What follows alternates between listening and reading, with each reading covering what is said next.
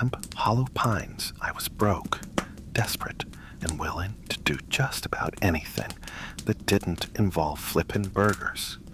So when I saw the listing for a summer camp counselor job in northern Maine, I jumped on it. Live-in position, meals and housing included, excellent pay. No interview, no reference check, just an email reply an hour later. You're hired. Report to Camp Hollow Pines by June 3rd. GPS coordinates below.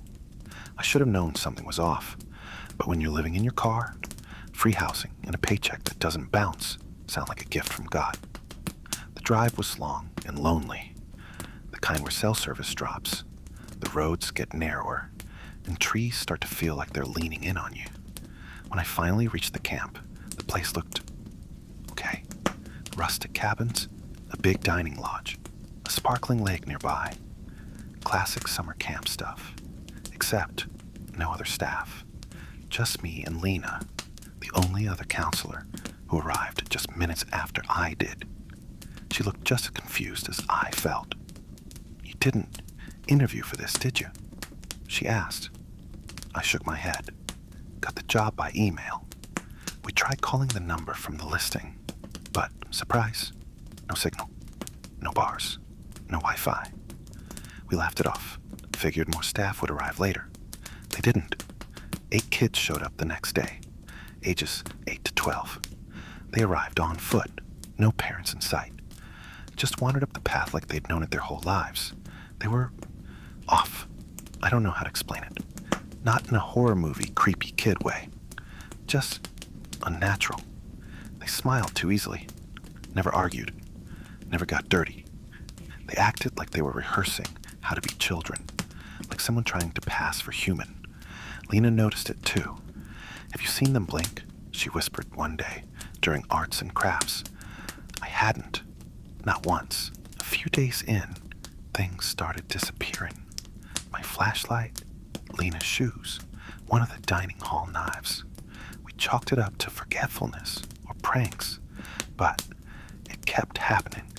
And sometimes we'd walk into a cabin and find the kids whispering to each other in some strange language, guttural, rhythmic, like it wasn't made for human tongues. Then there was the night I did bed checks. All 8 sleeping bags were empty. I panicked. I woke Lena, dragged her across camp.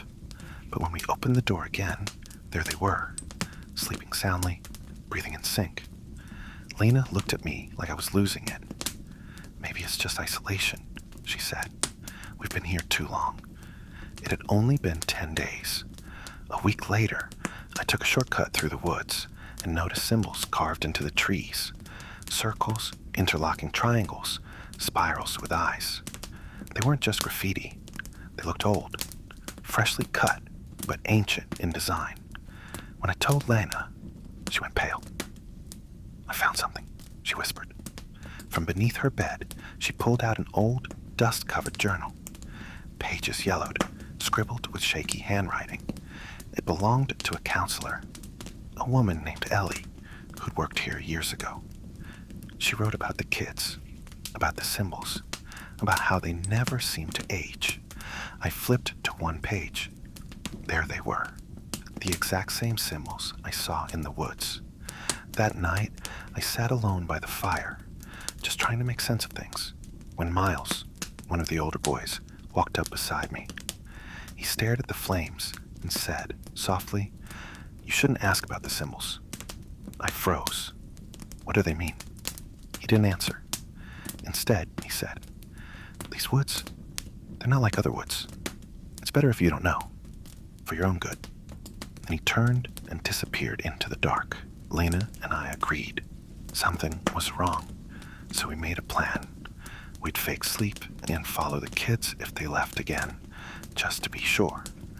At 3:07 a.m., they crept from their cabins. No flashlights, no shoes, just bare feet whispering through pine needles. We followed from a distance, careful not to make a sound. They led us deep into the forest, to a clearing we'd never seen before. In the center, The fire was already burning. No one had lit it. They stood in a circle, chanting, swaying, eyes rolled back. It wasn't English. It wasn't anything I'd ever heard. Lena gasped. It was small, but enough. The kids stopped. Every head turned in unison toward the sound. Miles stepped forward. She heard it, he said. She saw. That's a shame. And then they ran at her. Fast. Too fast. Their bodies moved like animals, jerking, twitching. She screamed once, then silence. I didn't move, didn't breathe.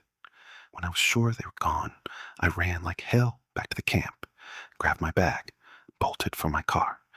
As I pulled out of the parking lot, something stood in the headlights.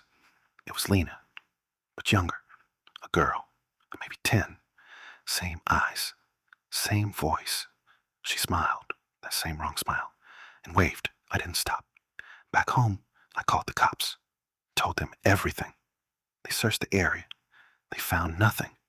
No cabins, no fire pit, no trail, no signs of people ever being there. They said there was no record of any camp operating in that part of Maine. The listing for the job, gone, and the money never showed. I haven't slept more than a few hours since I left. Sometimes I wake up to the smell of campfire smoke.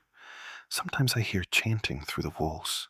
And sometimes I see Lena, still 10 years old, standing in the trees across the street, waving